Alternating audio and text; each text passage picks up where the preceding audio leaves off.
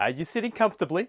Then let's do science. I'm very excited too, children. If you want to join in with us at Christendom TV, here's what you will need. In order to do science, you will need 3 things. First of all, you need a world out there. Can you all do that, children? A world out there. Very good, that's right. You need one rationally comprehensible universe. Not just any universe. You'll need to be particular here. It must be a rationally comprehensible, rationally ordered cosmos. Not a chaos, a cosmos. I really must insist on this point. If you skimp on this ingredient and opt for one of those cheaper random universes, it's almost certain that your science won't work and you'll be nothing but helium hanging in a cold, dead expanse of microwave radiation. So boys and girls, trust me on this. You need a world out there, and it is well worth splashing out on a properly ordered universe. You'll thank me later. Secondly, we're going to need laws up above. Can you do that, children? Laws up above. Very good. You will need one consistent set of discoverable laws. Now, don't worry if you don't know what those laws are yet. That's kind of the point, isn't it? It's fun to discover them. But even if you don't know what the laws are yet, you need to trust that there are discoverable, rationally ordered laws. And what's that? How do we know that there is such a profound cosmic harmony to explore? Well, children, if you've been following our lesson plan on Christendom TV, I'd have thought that would be obvious to you by now. But listen, if you're genuinely starting to doubt the reality of cosmic harmony, your science will suffer. So I suggest going back to lesson 1 in the curriculum and working your way back here. As you may realize, science really does require some pretty extraordinary faith commitments, so it's best to get your foundations firm. Okay, so thirdly, you will need minds in here. Can you do that, children? Minds in here. Very good. You need rational minds to grasp the mysteries of the cosmos. Now, I know what you're thinking. You're thinking, where am I going to get a rational mind from? Well, once again, children, I urge you not to be seduced by the cheap imitations. Some children will tell you they can knock up a rational mind just by turbocharging some old bits of brain. But seriously, if you want to trust mere brain chemistry fizzing away in your skull, that's your own lookout. My recipe calls for minds. Don't come to my class with mere brains that are adapted only to the needs of survival. In my classroom, we deal with minds that respond to truth. That, if you ask me, is the only sustainable way to do science. But I'm old-fashioned like that. Well, there you have it. The 3 ingredients you need to do science. Can we remember them? There's an ordered world out there, there's laws up above, and there's minds in here. Now, before you all complain, I know that none of you can afford these ingredients. I'm sorry about that. When we're dealing with such valuable things, there's really no way around it. All I can say to you is this: if you want to do science, and I sincerely hope that you do, children, you can't take shortcuts. You must have these ingredients. And if you don't have them, and you don't, then ask a grown-up. LIVEcast, LIVEcast, welcome to the LIVEcast, LIVEcast, LIVEcast, welcome to the show. LIVEcast, LIVEcast, welcome to the LIVEcast, LIVEcast, LIVEcast, welcome to the show. Welcome to the show! Hello, everybody. Hello. How's everybody doing? You all okay? I've got a mouthful. I know, I've got yogurt in my mouth as well. We've not timed this well, really, have we? Feel free to just munch away as you watch and us. I'm about to just cough everywhere. So. Yeah, Paul has the dreaded lurgy. Ugh. So he's going to fill this soundproof booth with his germs. Airtight, just... We should have made you like beam this in from Cobra. Yeah, I think. sit on the other side of the glass. You know, like, pass things through with the rubber gloves. Like. Yeah. So Paul is a little bit radioactive today, a bit toxic. Yep, just a tad. Not that bad. You've been feeling toxic since when? Oh, about Saturday. Really? Yeah. Because Saturday you were up in Alexandra Palace. Is that right? Were you starting to feel bad then? Good question. I think I felt bad on Friday, and then on Saturday I got like a second wind. Okay. And then Sunday it came with a vengeance. Interesting. Finished me off, and then yesterday was not brilliant, but okay. So well, we'll think about why you might have got a second win on Saturday in a bit, because we had a very interesting outreach on Saturday and Sunday up at Alexandra Palace. We'll tell you more about that in a second, but I just feel like I need to explain the monologue and apologise. Does it speak for itself? It kind of does. Well, maybe. So yeah, just a little thing on science that I've been I've kind of had this idea about science requiring these three things that need to triangulate for a while, and in fact I put it into 3-2-1 back in 2014 when that book came out. But those three things that science requires, I think it's really important in our evangelism to get that clear so that it becomes obvious that when Christians are talking about science, actually we're not talking about a God of the gaps. People might know what a God of the gaps is. It's kind of this idea that as scientific knowledge increases, our need for God decreases because God is just this proxy answer for things we don't understand, which is not the way Christians think about things. We don't believe in a God of the gaps, we believe in a God of the whole show. So actually what we really believe in as Christians is that there is a world out there, there are laws up above, and there are minds in here. All of those are dependent on the kind of being that God is. And because God has given us a sort of a dependable world out there that operates according to iron laws of physics, well, not iron laws of physics, but at least, dependable, reliable laws of nature. And because he's given us minds in here, because he wants us as human beings to be able to grasp something of the mysteries of the cosmos, because he wants to have a relationship with us, because those three things triangulate on the Christian understanding, therefore you can go out into the world and do science. And if that's the kind of the understanding, then every single scientific discovery does not shrink God, it actually confirms God. Because every single discovery is a discovery of a human mind going out into the world and discovering a law. And the fact that those three things triangulate does not shrink God, it just confirms the biblical hypothesis that there is a God of order. So that's basically it. Just done with a bit of crazy hair. And normal. Yeah, and he said that's pretty much normal for me. That's I just wake up and it's like this. I guess I call myself blessed. So that's for you. So if you want to use this triangulation, world out there, laws up above, minds in here, I think, and it's written into page 1 of the Bible as well, like Genesis chapter 1. You've basically got the Word creates all things. God said, God said, God said. There's this world of order that sort of operates according to times and seasons. And then you've got humanity created in God's image, wanting to rule and have dominion over them. So people sometimes say that Genesis 1 is kind of a science killer. I say it's actually the foundation for science. Right. You need the world out there, the laws up above, the minds in here.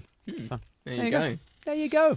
Nice. That's for free. We just thought we'd just come straight out of the gate and give you stuff rather than the normal nonsense that we that we witter on with. But Paul, where were we last year? Not last year, last week. Last year. Where were you on the 23rd of October? No, where were we? Yeah, Tuesday, wasn't it? Yeah, so last week we weren't here, were we? Because it was Monday we did our live cast, wasn't it? So last Tuesday we travelled up to London, up to the Big Smoke, and we went to the Brephos Conference. And the Brephos Conference, Brephos, it was titled Brephos Protecting the Unborn, wasn't it? And it was a series of, there was about 5 or 6 speakers, weren't there, who were there all speaking on different aspects of abortion from kind of different angles. The aim was really, I think it was for equipping church leaders, wasn't it? Yeah. Or churches. How do we address this issue in our church? So, how can we preach on it? But also, how do you, there was a lady there who'd had an abortion, and she was talking about the course she runs for people who've been affected by abortion, which isn't just necessarily women who've had abortions, but, families and others as well. Yeah. And there were people talking from a medical perspective. There were people talking from a kind of social action perspective. We had a guy called Johnny Fan who was over from China, wasn't he? And he was talking about his experiences over there and what he's getting up to with his church. And it was an incredibly powerful day, really. Yeah. Eye-opening. Certainly eye-opening. Yeah. I think... Yeah, I'm not sure I'd really realised the scale of abortion in this country. Yeah. 800 every working day. That was it. That was the thing, wasn't it? 800 every working day. Yeah. I said something like, wasn't it around 1 in 1 in 4 or 5 of all pregnancies ends in abortion. I think it's 1 in 4 globally, and it's 1 in 5 in the UK. Right. Okay. Yeah. And the statistic that shocked me as well was that 39% of people who had an abortion had already had a previous abortion. Yes. Yeah. And I mean, I wasn't particularly shocked that people might have had multiple abortions, but that's almost, it's near 40%. I kind of think that just seems like an incredibly high number. That. Yeah. And 1 in 3 women in the course of their reproductive lives will have had an abortion. And that puts sort of faces to what can often just be a discussion that's about ideas, or a discussion that's about principles. And so I found it really important to have heard from a woman who's had an abortion. I felt it really helpful to have heard from Professor John Wyatt, who's a professor of neonatal pediatrics, and he was great, sort of saying, the church needs to have kind of grace and truth as we speak on this issue. Yes, there's the truth, laid out there, but also we need to speak with grace. We need to speak with compassion. We need to speak, he said, incarnationally as well as prophetically on this issue. And I thought that was really worthwhile saying. And, he helpfully highlighted some of the contradictions in our society, really, that, he was saying here he works a lot with premature babies, in the hospital, and he says, there we are having babies being born prematurely. And I think he said the youngest child he'd ever treated who survived was 21 weeks and 6 days. Right. So obviously extremely premature. He said, but yet, if you go up one floor in the hospital, you can find the abortion unit where, babies are being killed who are older and stronger than these babies downstairs. And he said, it costs £2,000 a day around that to keep these children alive. Yeah. You might spend over £100,000, of money. And as a society, we clearly think that's a good thing because we're willing to do it. Right. But yet, if you go upstairs... Yes. Not the same at all, right? And just how strange that really is. And what is the morally significant difference between those two cases? Because one child is stronger than the other, and yet that's the child that is terminated. What is the morally significant difference between the two? And unfortunately, the morally significant difference that we believe to be the case is one is wanted and one is not. So it is about the desires of the strong.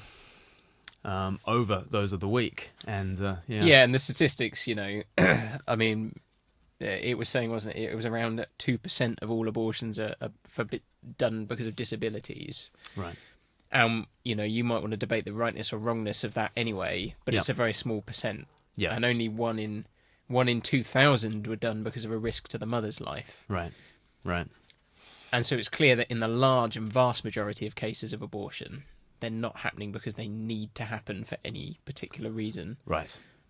Right. Yes. Or what about rape? And again, significantly less than 1% of all abortions happen in that circumstance as well. So and I think that's a tricky one. And I was very struck by the whole conference. And someone said to me afterwards, "What about cases like that?" Someone not at the conference, but when I was back home. And actually, I'd heard.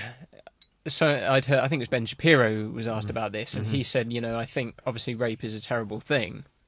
He said, but in the case of rape, you have someone a mother who is a victim. We do not solve the problem by creating two victims. Right. And the unborn being the victim of the abortion. Yeah. So killing the child. Yeah, wise. Yeah, so I think there's just a lot of things like that. But I mean, the thing that the thing that struck me was they were talking about they did kind of an example preach. At the end, kind of how you might preach on this in your church. And it struck me that in 32 years, I've never heard a talk on abortion in my church, or in any church, specifically on that topic. And I don't really think I've heard anyone ever use it in application. Right. I mean, I'm sure maybe I could, say, maybe someone on an offhand in application has said, from a political point of view, who do we vote for, protecting the unborn, but not like, let's look at this issue and let's talk about it. Or let's minister to if 1 in 3 women have had an abortion. Well, you are preaching. And that was the two sides of the preach, which I thought were really helpful. There was the kind of the truth side. This is a great evil going on. But the grace side of saying there are people in our churches who have gone through this, and they may have felt that they have been unable to tell anyone else in the church. And if that's the case, then we failed them as a church. Right. And actually, we're supposed to mourn with those who mourn and weep with those who weep. Yeah. And in a sense, we should be saying to people, not that not this doesn't matter if you've done this, but, we do not condemn you. And there's no condemnation in Christ. God's grace is sufficient for you. It's not like, it's still a taboo, isn't it, really? And it's a taboo in society. It's a taboo in the church as well. Because people don't talk about it, and we feel like we shouldn't talk about it. Yeah. But if they don't feel safe enough with us to confess that kind of thing, some of that's on us. Yeah, for absolutely. not being safe enough to. And so that's where the lady Pauline Peachy, who was speaking about her course that she's put together, the post-abortion recovery course, I thought was a really helpful thing. Sounded great. And when I think she said, it's run by people who've had abortions, and you can see how actually a church could minister to women in that way. And then it may be that those women as well will come through that and therefore can minister to other women. If it is 1 in 3, statistically in your church, right. I mean, you'd like to think it was less, but who knows? But in society, I mean, there's going to be all there around might us. even be a case for it being more in Christian scenarios where you would feel such shame at having a child out of wedlock. Sure, right, yeah. That you might want to cover it up. Yeah, yeah. But it struck me that, where I live, like, I live in a really kind of quite well-off middle class area, upper middle class area. And, so there is a food bank and stuff like that, but I mean, there's no homeless people on the streets. You don't have these kind of issues as you look around of very obvious things going on. But it struck me as I sat through the day that actually, of course, I'm not saying those things don't go on. Of course, there's, poverty like that but hidden away in some ways. It's not on the surface. But it struck me that kind of in nice middle-class societies, those things are going on far more probably behind closed doors. So in my context, probably something like the abortion issue, there's probably lots of people who've been affected by it. Yes. Or are being affected by it. But yet as a church, we don't really, we don't talk about these things. Right, right. And I think the preach was really, because there were a number of things that struck me. First, there was the images we saw of abortion. Now, I've seen them before, and I think it's been interesting since I got back home that I kind of assume that other people, particularly Christians, I don't know why particularly Christians, I'm kind of assuming that we all know what abortion looks like because this is the age of the internet. How can you have avoided it? But as I've talked to people, I've realised people have not seen abortion. Right. No. And actually it was laid bare in, quite horrific ways. We saw video of an 8-week, a 15-week and a 22-week abortion. We saw the images from China of the bodies of babies, hundreds of babies piled up in the backyard of the abortion clinic, just thrown in rags. It struck me that people haven't seen this. No. And one of the ladies, Ashleen, I forget her surname now. Hubert, that's it. Yeah.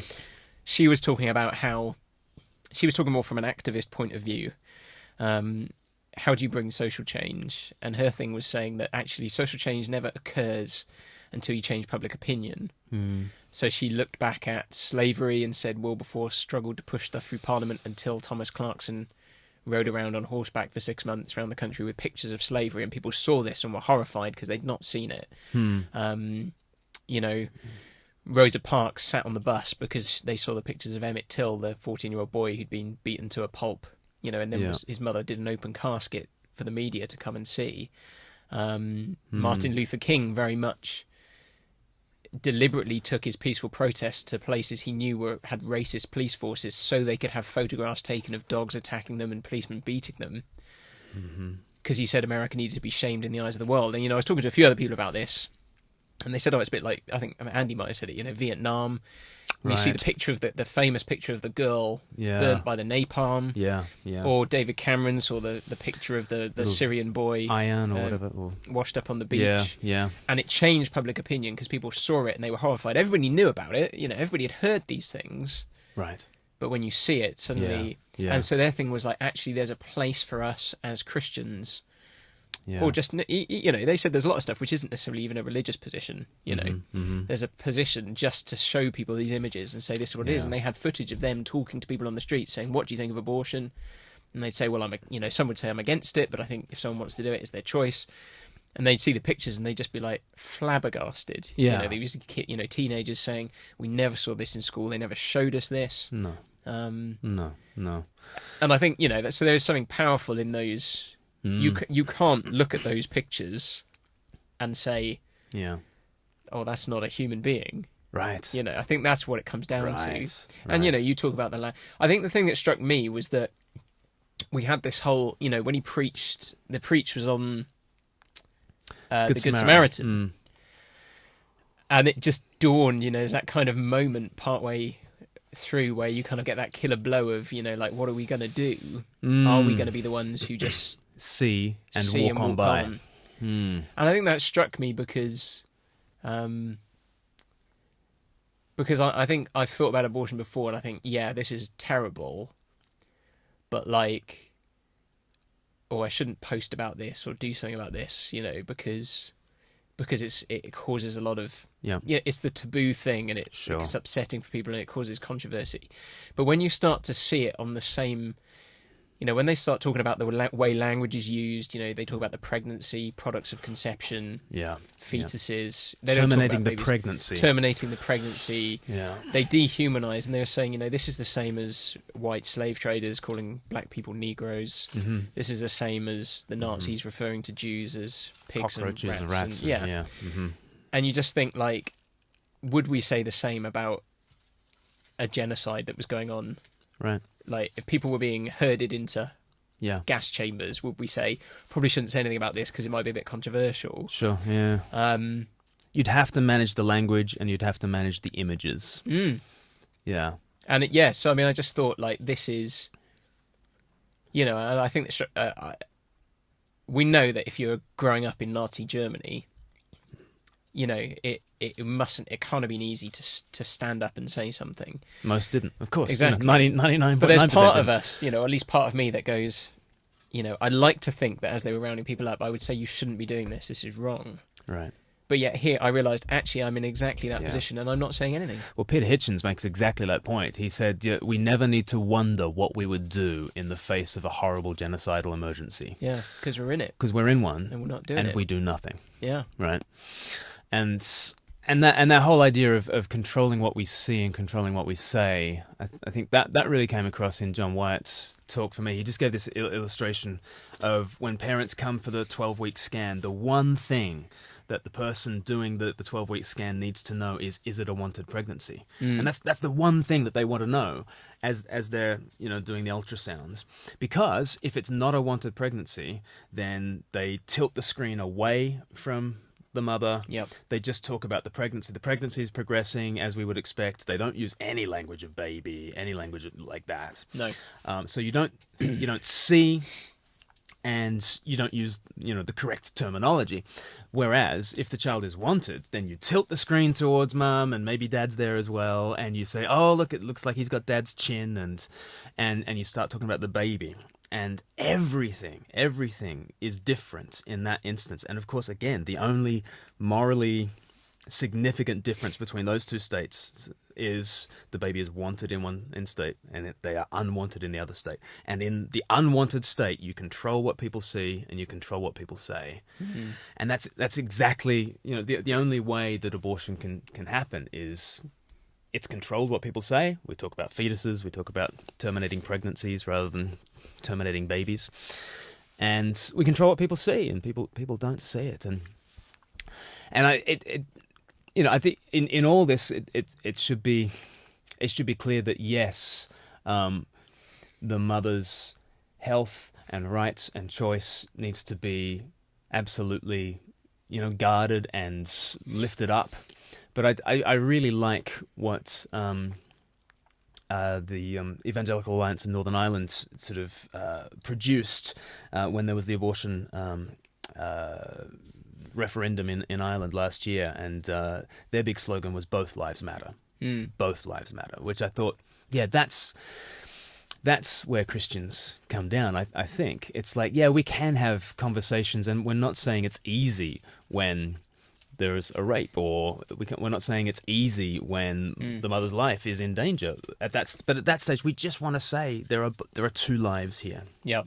Can we just, rather than skipping over the humanity of the unborn, and then try to have a conversation about, the 12-week emergency that this mother is facing. Yes, there is an emergency that this mother at 12 weeks gestation is facing. Yes. But why do we jump over everything else? Let's first acknowledge and prize and protect the humanity, the personhood of the unborn, and then let's have that difficult conversation. It's a case of both lives matter. And I think, like, what? So I know, like, I'm more likely to get riled up on the kind of, like, this is a wrong thing side of it. And I think that's where things like Pauline Peachy's side was helpful, that she was saying, like, abortion, it's not only a women's issue.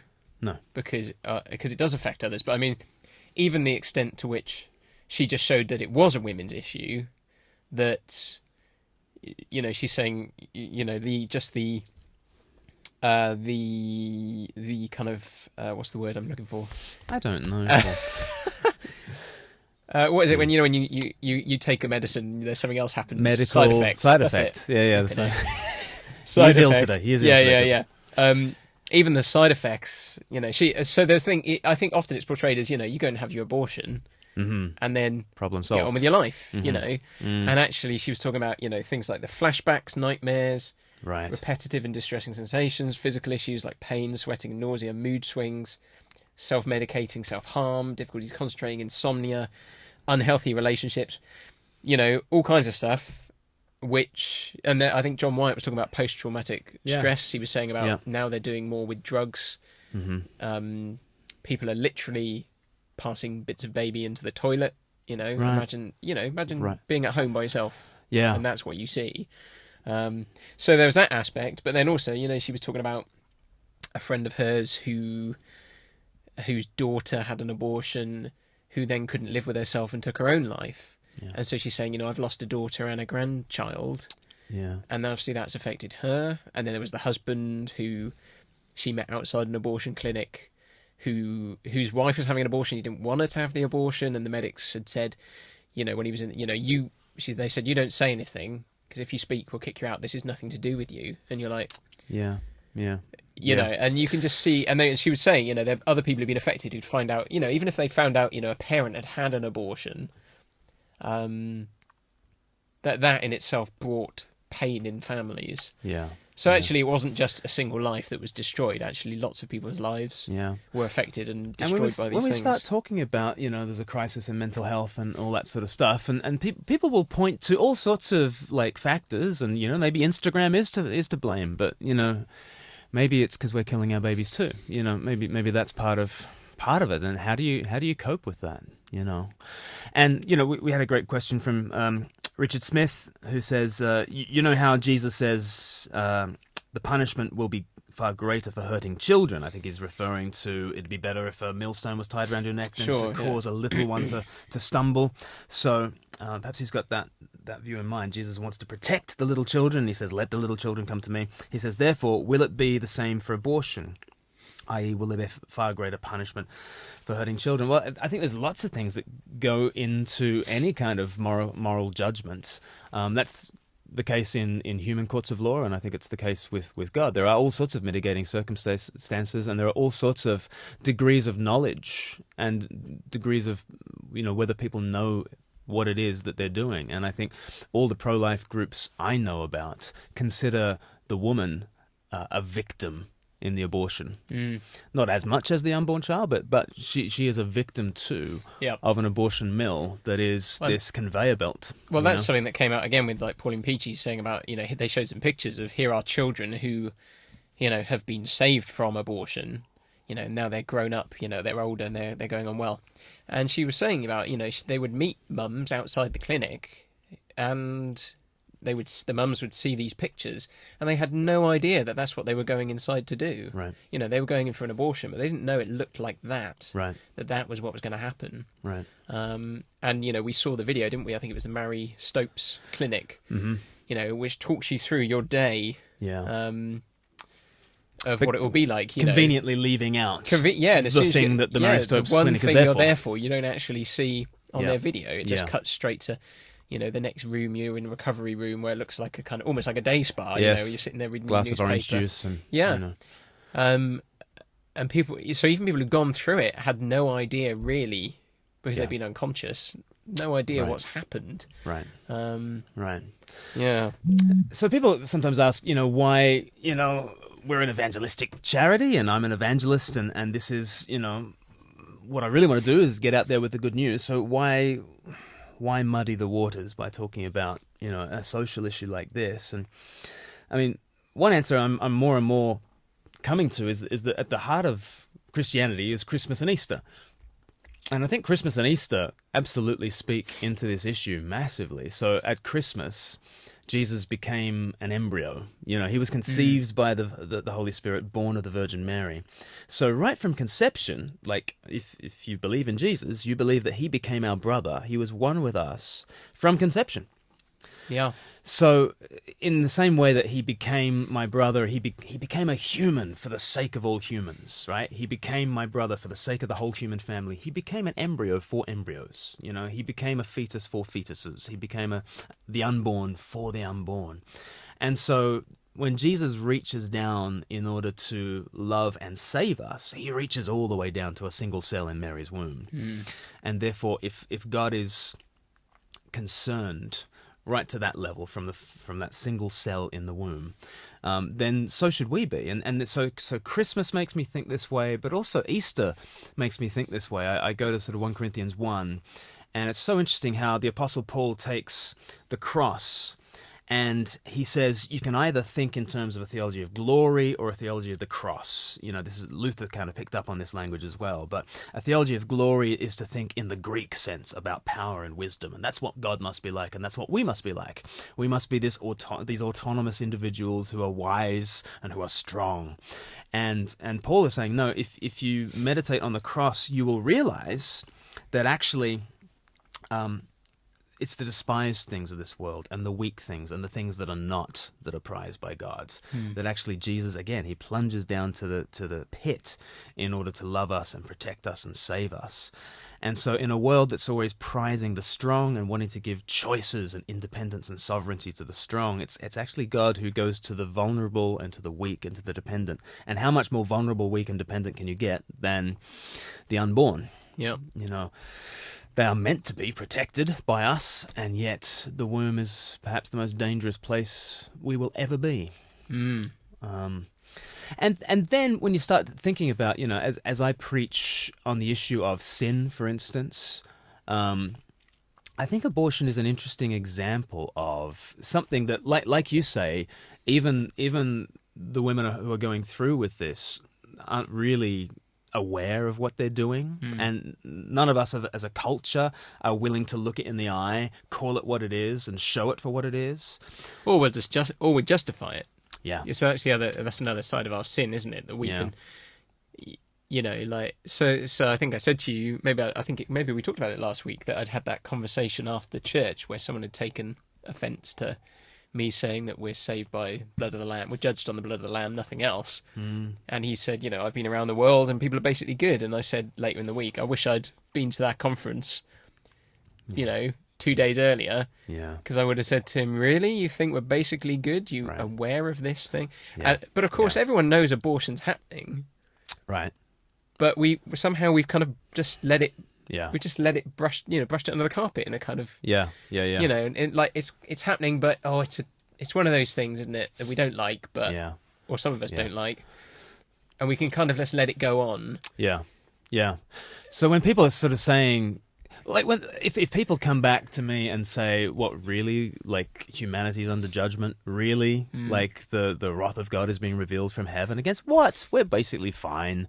To be able to say, "Yeah, we do kill 200,000 babies a year, just in this country." That makes you think, doesn't it? Yep. And it certainly it ought to wake us up to the kinds of things that God says about humanity, that we are really twisted and warped, and there is this culture of death, and that we then justify it and call evil good and I was looking up go on with our day. I was trying to look up a bit of stuff on that Johnny Fan guy from China, and one of his quotes was that in China, abortion is as common as drinking water. Right. Right. Like, it's just what you do, isn't it? And I think he said when he was there at the conference that the idea of being pro-life in China it wasn't even really a concept. Right. It's just so outside of the culture. Yeah. It's not like there's these people and that people on different sides. It was just, well, what's pro-life? What are you talking about? Yeah. Yeah. And there's, like you say, there's just that death there all the time. Yeah. And I mean, he was talking about, the thing that struck him was having seen these awful images. He was saying that I think it was only a few days or weeks away from their National Children's Day, Right. where they celebrate children. And he said it struck him that these people are going to go to work, they're going to kill all these babies, and then probably go home to their families in the evening with their children and celebrate children. Yeah. And he's saying it just struck him that this was completely bananas. But those children are the ones that we want. Those children are the ones that we don't. So we turn a blind eye to them. Yeah. And I don't know what to do about it. That's the thing. Yeah. That's the thing that came out of it. Like, although, I want to talk, I feel convicted, like we need to talk about this in church. We need to preach on it with grace and truth. So we need to be unashamed in standing up and saying this is wrong. But, there will be people who've had abortions and we want to love you and want to care for you and help you and support you. But I think, we've got to start almost in our own house, with the church, and talk about this first. Absolutely. But and I was very struck by it, and I when I got home, and Becca was saying like, oh, how was your day? And I was trying to tell her about it, and I was just crying. Yeah. I just broke down. I said, I was trying to tell her about the stuff in China, and I couldn't get it out. I was saying, I said, the pictures. Yeah. I said, and I'd seen it before, but it had just kind of come home in a different way. Yeah. So we got to do. What do we do? What do we have? I guess we've got law and gospel, don't we? And the law comes and says, "This is reality. Look." Not so that there are those nasty abortionists over there, and here we are free, because actually, the sexual revolution and everything that's associated with that, in terms of free and easy pornography and free and easy attitudes to sex and all that kind of stuff, that is absolutely driving all of this.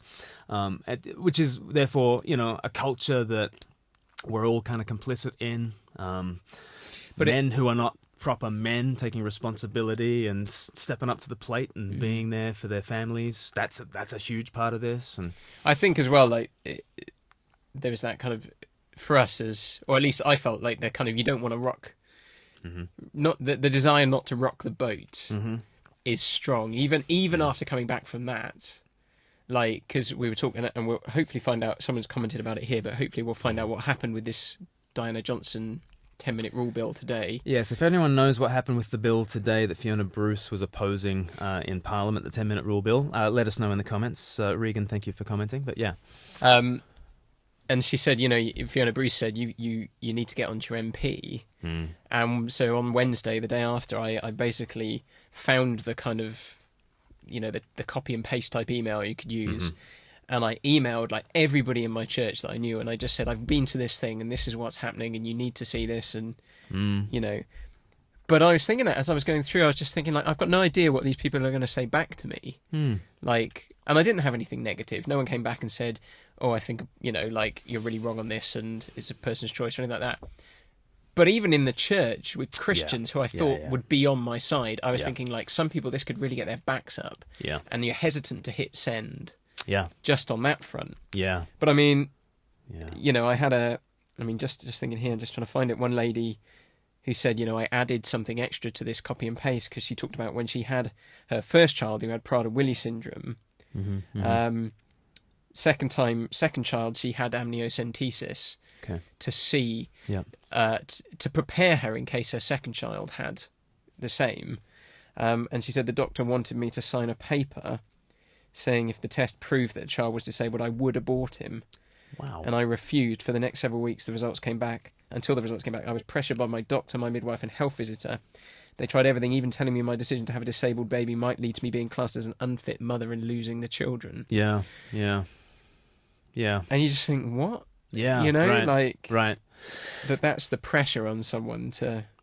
John Wyatt was saying, he was talking about the change in our attitudes for abortion. He was sort of saying that in the first wave after the abortion bill came in 1967, I think it was all about compassion for the mother. We need to have compassion for the mother. That was the big argument. And then it was all about liberation. It's the right of the mother, her body, her choice. But he was saying now we've moved into this third kind of argument for abortion, which is basically it is your social responsibility to have one. So, like Richard Dawkins famously tweeted a few years ago, what should I do if it turns out that my baby has Down syndrome? Abort it and try again. That was portrayed not as a necessary evil. It was the moral, the socially thing to responsible do. thing. That's the responsible thing. Yeah. And how dare you bring into the world someone who is weak and dependent? And you're like, well, that's all. Not like all the other babies who just come out and they run wild and free straight away. Yeah. Result is in. The result is in. What is it, Andy? Diana Johnson rule passes. Okay, the Diana Johnson rule passes. Okay, so that's going to go to a second reading of the decriminalisation of abortion bill that's going to go through for a second reading on the 23rd of November. If you want to find out more, click the link that Regan King has put into that. So that's a disappointment, because today there was a 10-minute members' bill where Diane Johnson was proposing that abortion be taken out of the criminal justice system and treated purely as a medical matter. And I think, again, Christians need to be heard as saying, yes, it is a medical matter, and yes, there needs to be care and compassion shown to the mum and best practice and blah, blah, blah. But it is also an issue of justice. It is also a political and a moral issue, because a medical procedure is to heal you. Right? Yeah. This medical, procedure, all it does is end life. Yeah. It doesn't preserve life. So to treat it purely as a medical matter is not to treat it for what it is. So I mean, because of what's happened today, it won't pass into law, will it? But it will mean that it's more likely to now get an airing, actually in proper discussion. Is that? Yeah, that's my understanding. Is my understanding. But I wonder though, part of it. I mean, we may look at that and think, surely if it's passed now, it will get into the next one and pass again.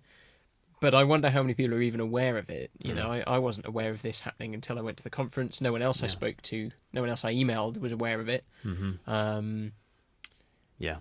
we aware that these things are happening and being pushed through? Yeah. I certainly wouldn't have written to my MP if it hadn't been for the conference. Right. Right.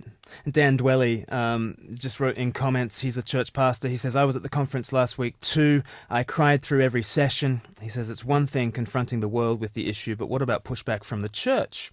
Matthew Cliff's research was interesting, which revealed mixed opinion within the church. He says, as a pastor, I'm just as nervous talking to my church about it as I am talking to the man on the street. Yep. So, yeah, we've got to convert the church to the cause of the unborn. Yeah. And I think that's what the Brephos Conference was about. I think helpfully there were, what was it? I can't remember. Yeah, Matthew Cliff. It was Matthew Cliff, wasn't it? I mean, he said, the Bible doesn't speak explicitly on the topic of abortion, but you'd have to do some pretty impressive hermeneutical or exegetical gymnastics to make the Bible pro-abortion. And so, he did talk about, there was kind of the Psalm 139 stuff, and there was John the Baptist and Jesus in the womb, and the John the Baptist leaping. So, because we keep saying Brephos, because Brephos is Brephos. It's the Greek word that is used to refer both to John the Baptist leaping in the womb. He is a Brephos in the womb there, but also the Lord Jesus in the manger. He is also a Brephos. So the same word, the same moral category is applied to the unborn and the born. So that's the And I mean, so I felt like there were lots of good places where you could go, and say, you know, the Bible's pretty clear, isn't it? Like these are human lives, you know, Right. even in the womb. It's not like Right. when they take a breath or once they get to this certain stage, Right. you know. Right. But you're right. I mean, I feel the same as Dan, you know, the nervousness, you know. I mean, I don't know how many, I must have preached hundreds of times, but I don't think I would ever, I was thinking, you know, if I get up to talk about this, Yeah. that would probably be the most nerve-wracking preach to give, you know. I wonder why that is. Well, because feel I know it, but yeah. because it's. I think it's just because we know it's so taboo. It's so divisive. Right. And I think, you know, because and you're not only is it divisive in that you think some people will be one side or the other, sadly, even in the church, but you're also trying to juggle, how can I be compassionate? Yep. How do I not hurt the person in the congregation who's had the abortion? Yeah. Um, But maybe that diagnoses in us, and I feel exactly the same, but it diagnoses in me the fact that I lean towards law rather than gospel. Like how am I going to apply this in a sermon? And maybe my first thought should be, you know what? Even if you pressured your girlfriend into an abortion, you can be forgiven. The blood of Jesus purifies you from even that evil. yeah. You know, even if you had an affair and then you hushed it up and you made her have the abortion, you're forgiven for that. Even if, you know, and just that it needs to be law and gospel together. Otherwise, if there's no gospel on the end of it, you're not going to want to look. Yeah. Because if there's no forgiveness at the end of it, you're not going to want to know. You know, like it's you know, sometimes I use the analogy of a field with a whole bunch of mines in it. It's like a minefield left over from a war zone. You know, you're not going to go out and farm the field unless you know that every one of those, you know, mines is decommissioned, you know, defused. And you're not going to want to look at the sin in your life unless you know that the blood of Jesus purifies you from every sin. But the blood of Jesus having purified you, you need to now look. Because that mine in the ground is not helping your farming. It's not helping you be fruitful, you know? And in the same way, there's sin in your life, but it's not a minefield that'll kill you, right? Now, but it is this ugly thing that needs dealing with.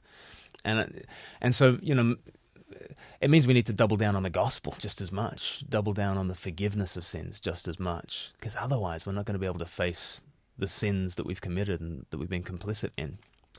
Yeah, and that applies just as much for, you know, because it's, I'm sure you don't mean this, but like, you know, when we talk about sin, you know, the people who've done an abortion or had an abortion, it's easy to kind of think of it that way, but I think what struck me was that just sitting in the congregation, not having done anything about abortion, is the sin, you know, as well. You know, that one day I'm going to stand before God, and I know I'll be declared innocent because of Jesus. Yeah, at the end of the day. But there'll still be a kind of, Yeah. but what about this? Why didn't you do this? You know, what about all those babies? And what will my answer be? Not a very good one, you know. Right. You know, It was always said, you know, by, you know, like Dachau, the concentration camp. You know, you've got the concentration camp looking over, and there's a town there, you know, and the town know what was going on in Dachau concentration camp? And one of the members of the town said, we didn't know, but we knew. Right, we didn't know, but we knew, and that's, I guess that's all of us. This isn't. If we don't know, it's because we don't really want to know. Yeah. And I was struck. I think it was in the material, one of the packs they gave us. You know, there was the Wilberforce quote. I think that he'd said in Parliament. You know, you can choose to turn away from this, but you can never say you didn't know. Yeah. And with that in mind, Rebecca Collins has just said, this is a great conversation. Would it work to have a follow-up day on the Brephos Conference to invite church leaders really impacted by the day to get together to pray and discuss the way forward? And already that's got a couple of likes. Yes. Here's another like. And Dave Brennan is the guy who has put things together. We'll perhaps put a link to Brephos in the comments so that people can follow up on that. But yeah, there needs to be a way forward because there's much to be done. 800 abortions just today. It's crazy to think, you know, here we are. Was it a week on? You know, another another 5 working days. Yeah. You know. Yeah. And that's another, like, what? Yeah. 40,000 yeah. babies. Yeah. Just the mind just boggles. 4,000. Yeah. 4, sorry. 4,000. 4,000. But yeah, so we'll put in links and stay tuned because we've got more material on this. We interviewed John Wyatt, terrific interview where we sort of unpack some of the things from his talk. So Professor John Wyatt will talk to us, and we'll release that in the next week, as well as an interview with Callum Miller, who is another evangelist who also lectures in bioethics at Oxford. And it was a great conversation with him to speak about some of these issues. So lots to keep thinking about.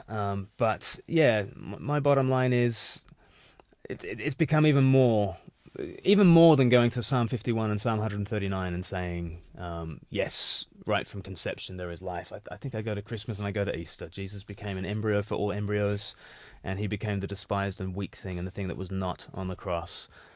So how can we have any less compassion than that? So that's Brephos, and perhaps we'll talk about this more when our videos with John White and Callum Miller come out as well. Yeah. So from the very heavy to the ridiculous, that night on Tuesday, we went to BAFTA. Yeah. BAFTA, the British Association of Film and Television Awards. And we picked up one of these. So how about that?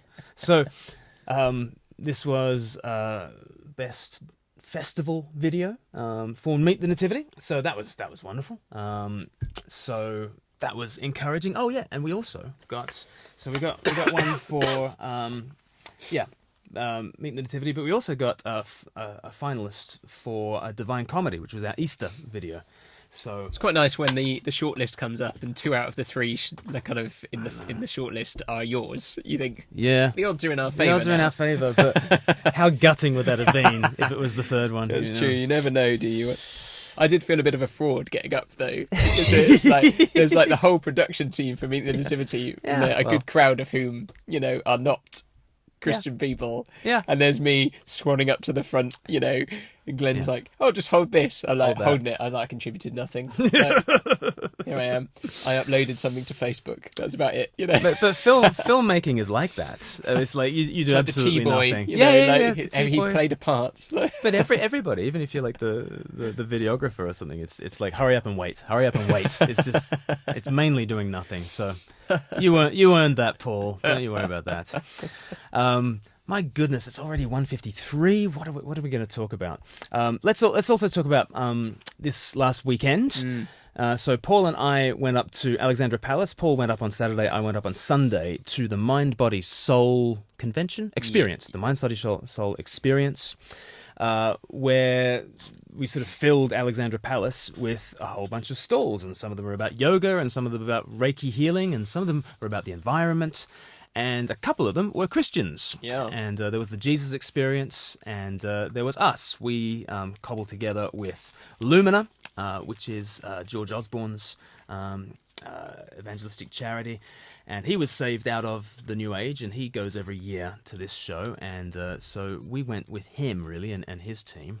And you went last year as well. Yep. How did you find it this year? Next time around. You know what? So it was quite different, I felt. Just in terms of the conversations, I don't know whether that was partly the people and partly me. I felt this year I had less confrontation, like hostile conversation. Right. Oh, I didn't have any this year. Right. This year people were quite open. Maybe partly that was my approach. I don't know. Mm-hmm. Maybe in this course of a year, there was a lot of relativism, and I felt we touched upon that. So I did a bit of brushing up before I went on some of the things we talked about in our thorny questions. Mm-hmm. Which was useful. Should we have a look at a clip? Yeah, see what it looks like. Yeah, have a look at what it looks like. We are at Alexandra Palace at the Mind, Body, Soul show, sharing God's love. And there are experiences live. So I'm G, I'm a feng shui consultant now. people selling all sorts of stuff. And we are partnering together with Lumina as a ministry that's reaching out with God's love. And we've gotten into dozens and dozens and dozens of conversations with people, giving away hundreds of pieces of Christian literature. Because there are a lot of people who are searching here. And you get into very interesting conversations. And so we're coming up to the Lumina stand. This is our stand. And here we go. This is George Osborne, the man behind it all. George Osborne, you are live on Facebook. Live. This so is no exciting. swearing. Okay. I'll keep it clean. Keep it clean. So how long have you been doing this for, coming to the Mind, Body, Souls show? Ooh, that's a good question. Since probably about 2009. Wow. So, good old George Osborne. You can go on the page and see the whole of that video. You can also see another video where myself and Lucy Maskell talk about some of the conversations that we had. Did you have any decent conversations? Yeah, I had lots of conversations which were really positive. I had lots of people who, like I say, kind of quite relativist about things. I like a bit of this, I like a bit of that, and all religions kind of all lead to the same place. And actually just had some really fruitful conversations. I had a Muslim couple who really came for prayer about work, but they were very kind of liberal Muslim couple. Sure. I mean, what the guy said, he said, if I go to the mosque or I pray at home, if I do it 5 times, I'll go to church 5 times as well. I was like, okay. So a bit of a hedging your bets there. Yeah. But we often think like Islam is a monolithic thing, but actually I saw quite a few. I even saw women in like hijabs. Oh yeah, same. Like in Alexandra Palace. So we often think, but just imagine. I mean, I met so many Christians as well who probably, were hedging their bets as well. So every worldview is like that. So good conversations there, and just kind of chatting a bit about you think all religions are the same. Well, what about where Islam's aiming and what is Christianity aiming, and do you have assurance of salvation? Because when I go, I know where I'm going. Do you know where you're going? And we had a really fruitful conversation there, and they took home a copy of 321. I had just a number of people who it seemed like, in a sense, God had brought them there specifically, that day for some reason, probably to come, like God had been on their case in some way. And then there was the hilarious lady with the money. Yeah. So tell that story. And maybe another time. I Say that think, one. Yeah, because that's not. Yeah, that's a good story any day. See, that's the way to keep people tuning back. Yeah, We've got a good story for you, but we're not going to tell it right now. I know. I had a whole bunch of people. I mean, people cried, but pretty much most people who talked to me cried. That's my goal. That's my goal. Win. A lot of them cried over Prodigal Son. I met so many lapsed Christians, so many. And so, the younger son going into the far country and getting lost just really spoke to people, and the welcome that people have from the Father. Had a lot of people in tears and really wanting to get connected to churches and praying with them. And of course, like there, when you say, would you like to pray? They're like, oh, sure, how much do we owe you? Yeah. Because at the next stall, it's 40 quid to pray. I made loads. It's a good little money spinner. Honestly. So, but there was this one really interesting guy, and we got talking, and he said, yeah, because it's all a love thing. I was like, yeah, but you don't really believe that, do you? Because for you, love is an energy. He's like, yeah, it's an energy. I said, I don't really feel loved when I just, like, if there's a vibration that I'm in tune with, that's not the same thing as a personal love. Yep. He's like, oh, but what do you mean? I said, well, is there anyone on the other end of that love that's giving you that love? He says, yeah, me. I was like, I for myself, I'd like myself to be loved by someone a bit better than me, and a bit stronger, and a bit, someone who's going to last beyond death and that sort of thing. And then he was, doing the relativist thing and saying, it's all about love. I was like, I think everyone wants it to all be about love, but who actually has the foundations who can say it's all about love? And so we went through 3-2-1 and talking about God as a loving union of 3. And so I was like, actually, only with the Jesus God do you get the love that you crave. And he was like, but that's just logic you're using. You're just using logic. And I was like, yeah, well, logic about love, because I think, the ultimate thing is about this love. And then he called over his mate and he said, this guy's saying that, you need like Jesus to have love. And this guy was like from a Hindu background. And he said, that's so fascinating because I think it has got to all be about Jesus. He said, ever since March, I've been having dreams about Jesus saying, come on home, come on home. Wow. And so it's like a huge, lengthy conversation about Jesus and got to pray with them. And I've been WhatsApping them ever since. So amazing. Yeah, that's crazy, isn't it? So Mind, Body, Soul. Again, perhaps we should put links in with Lumina. And if people want to join us next year, it's fantastic. Absolutely. Just, everybody cries. Everybody cries. For the right reason. Shall we just leave people with a little bit of a teaser? So I don't know if I've noticed. Have I mentioned before that we won a BAFTA? I don't know if did I mention that for Christmas last year. So Meet the Nativity. So how do we top that? How do we go one better than Meet the Nativity? Well, we go into space. That's what we do. This is Houston, contact with a test 1. Okay, we checked all 4 systems, and you were go on modulation, all 4, and keying was a go. Roger, you're loud and clear here also.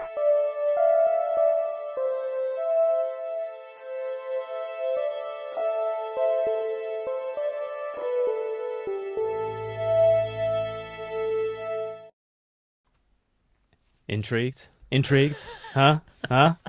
What's it going to be about? It's going to be... You're going to be the soundtrack will be Spaceman Came Travelling by Christa Berg, about the alien who comes. You don't know the song? Maybe. Do you know the song where the star in the night sky is an alien? Oh, yeah. Alien spacecraft. Oh, yeah. Pretty much. He's an extraterrestrial creature, right, coming to Earth. And there's all sorts to play around with in terms of space. And we'll be thinking a lot about NASA in the next sort of year or so, because Apollo 8 circled the moon on Christmas Eve, and they all read out Genesis chapter 1. It's really, really cool footage. You can get it online. Earthrise, that photograph of Earth that was taken 50 years ago this Christmas. It's the first time we sort of saw Earth. It's the first sort of selfie, really. Yeah. Earth kind of getting a picture of itself, and then obviously in July it'll be 50 years since Neil Armstrong walked on the moon.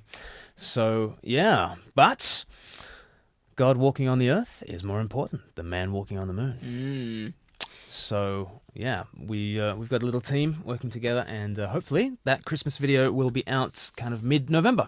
I'm already looking forward to picking up the award for it without doing anything. You were integral, Paul. I could not have done it without you.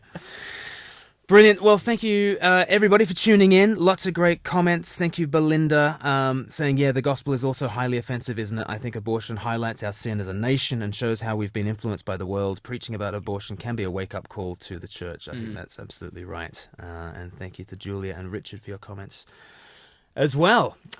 This Friday, I'm going to go and see Jordan Peterson. So, So, I'm your biggest fan. I'm gonna see if I can ask him a question. Why don't you go to church? That'll be my question. Oh, Why don't you go to that'd church? be good. So we'll see. I'll let you know next week how I get on with that. I'm going with James Carey, who's been on the show before, and we'll see what we make of the phenomenon. Where did you say he's in Birmingham? So Birmingham. He's in Oxford. And he's in Birmingham. He's all over. Okay. He's all over. In Cambridge and Edinburgh, and he's going to Helsinki and back. And nice. People can't get enough of that JBP. And I'm also having a conversation online this afternoon with one atheist YouTuber, and then another guy, Think Club, who's one of the big sort of YouTube channels that really supports and loves Jordan Peterson. I'm going to be talking to Think Club on Saturday afternoon, our time. So if you're online and you're a YouTuber, you can check that out. Check it all out. Awesome. Well, we've gone 5 minutes over, but I think an important discussion to be had. So, thank you, everybody. Thank you, Paul. Get well soon. Thanks. Yeah. Thoughts and prayers. I hope so. Yeah. A hedge of protection. See you next week. Bye-bye. Take care.